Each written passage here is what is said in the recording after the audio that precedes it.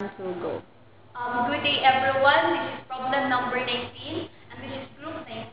So the problem is now, the ball has a mass of 1 kilogram and is confined to movable of a smooth vertical slot due to the rotation of the smooth arm OA. Determine the force of the rod on the ball and the normal force of the slot of the ball when theta is equal to 30 degrees.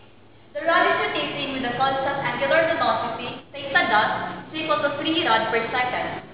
Assume the ball contacts only one side of the slot at any instant. And now this is the figure. And now this is the given of the problem. We are given the problem, right? So we have our value of m is equal to 1 kilogram. Our value of our theta is just 30 degrees. Our theta dot has a constant velocity of 3 rods per second. However, because of constant, so our theta double dot is now 0 rods per second squared. So given as our next unknown value is r.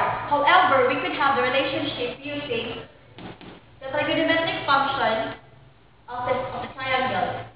So using theta here as 30 degrees, also in the figure, this value here in the base of our right side of our triangle, we have 0.5 meters, and this is r. So using the relationship of the SOHCAHTOA, so we have our 0.5, we have 0.5 is equal to r cosine theta. So solving the value of r, we have 0.5 cosine theta. So we could have the value of r by substituting theta by 30 degrees. So our value now here is 0.577 meters. The next step of our problem is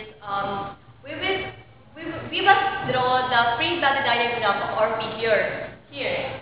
So we have our FBD as our r is like this, right? These are r.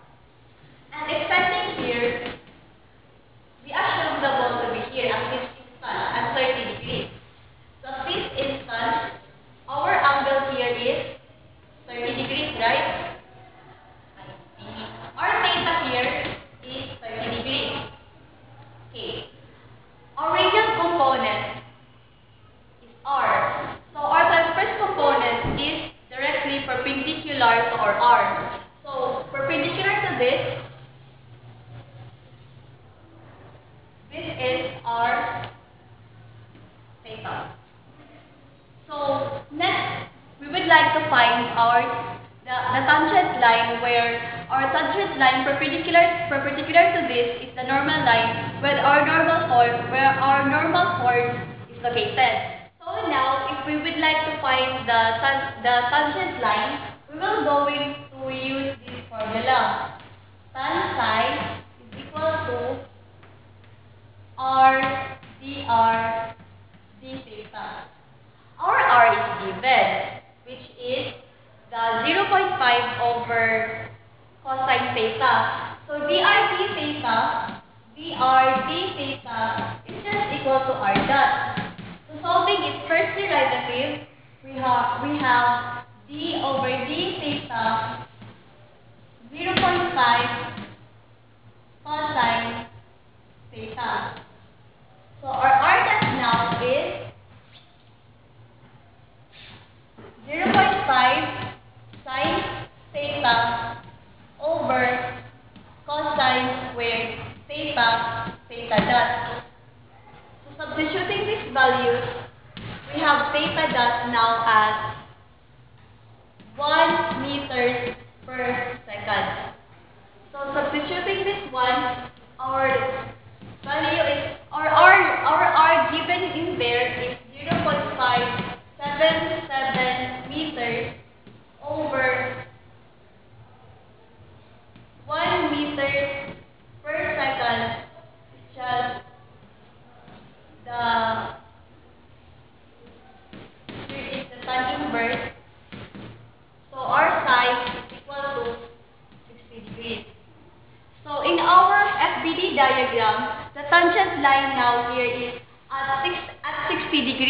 r. So if positive, so our sign convention is counterclockwise. So ang r daw nato is 60 degrees. Ang atong tangent line daw is naa sa 60 degrees counterclockwise sa r. So tibali, so here, naa diri ang ato ang muna siya ang value sa ato ang side. So here is now our tangent line. Our side has the value of 60 degrees, right? So perpendicular to this is our normal line. Where our normal line, very mag-reside ang ato ang normal force. So this is the normal line. Normal line. So go back to this figure. Go back in this figure. Ang gipangita sa ato is ang force daw na gina-exert sa ball. Ang gina-exert sa rod sa ball. Unya kani siya diri nga part is ang rotation niya is going there. So going there the rotation, ang force gina-exert niya sa rod is padulong dito, right? So ang iyang normal force karon is alam mo na sa normal line. Unya ato ang normal force is force sa slot on the ball. Ang slot is kaniman nga part sa slot. Unya nag-attach lang siya sa isa.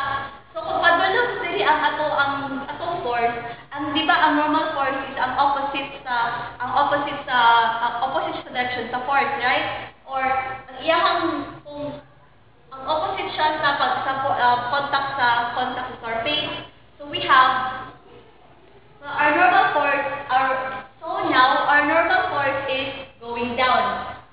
So here is our normal force.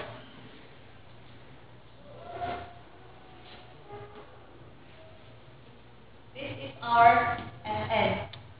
Right? This is our normal force. Ang ato ang force ana is na siya along na siya sa ato ang transverse axis. Is ato radial transverse axis. So ato force is along ani nga line. So ato force naa diri. Right? Nya ato force padulong man dito atong rotation is going clockwise. Going clockwise. So padulong siya diri. Muni ato ang F. However, di nato ma-neglect ang weight sa ato ang ball. It's because vertical siya. So naapatay weight diri nga nabili. Napatay force diri sa weight. Muni ato force sa weight. This is Fw. So kung kani siya 30 degrees, kani po siya diri ang sa tangent line sa normal line. So tibali kani po siya diri ang 30 degrees po siya, right? Sa mga tapos kaning atong tangent o kaning Fn, kani siya diri 90 ni siya, di ba? 90. So kung kani siya 90, so theta man ni siya diri gikan dan ni padulong diri. Kani siya is 30. 30, right? There is 60. So that is all in our free body diagram.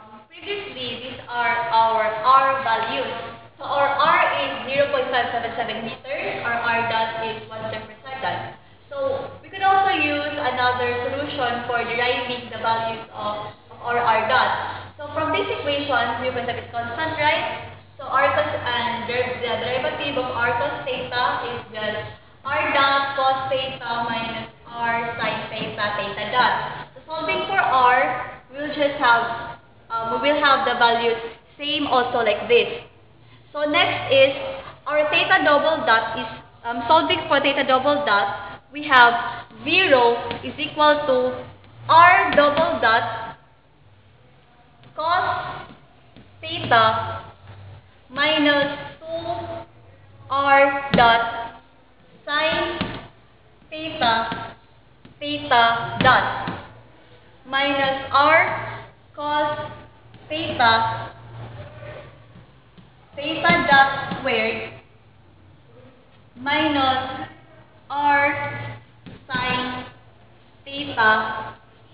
theta double dot.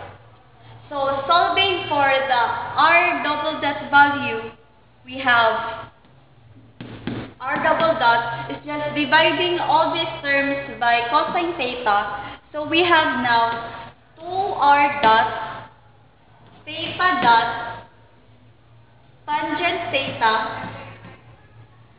plus r theta dot squared plus r tan theta double dot.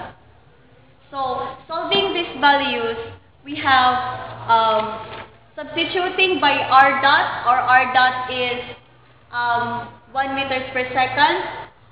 Our theta dot is 3 rad per second, and then our theta is 30 degrees. So, we have the final value of 8.66 meters per second squared.